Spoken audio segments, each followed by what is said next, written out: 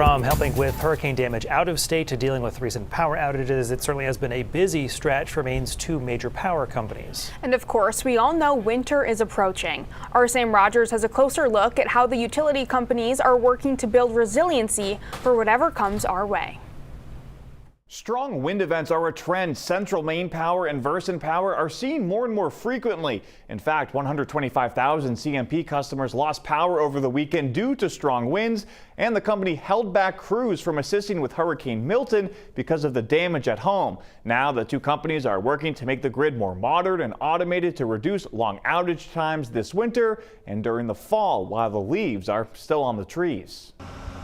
Those trees really turn into giant sails, catch that wind in the canopy, and can uproot trees right out of the ground. We saw hundreds of examples of that over the weekend. That's really when we get concerned, is when we see sustained winds in excess of 40, 50 miles an hour. Judy Long of Versant Power and Jonathan Breed of Central Maine Power say their companies are working to improve grid resiliency. Because we know that these stronger, more frequent storms are not going anywhere for the time being. Over the summer, CMP took on its largest grid reliability project, replacing wooden transmission poles with steel structures along a 22-mile stretch from Windsor to Warren.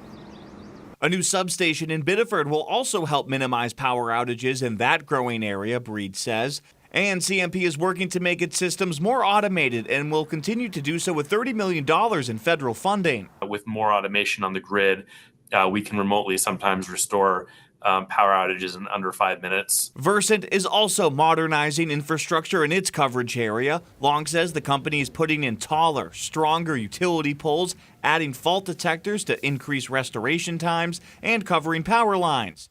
Because Maine is so forested, Long adds, it's impossible to make sure every tree that could possibly fall on a power line gets cut. That presents some difficulties, but that doesn't mean that there aren't things that we can do to strengthen the grid. Versant and CMP will continue to monitor any chance of high winds that could knock out power this fall, and they're fully staffed for any winter storms that come our way, with extra crews ready to respond from out of state.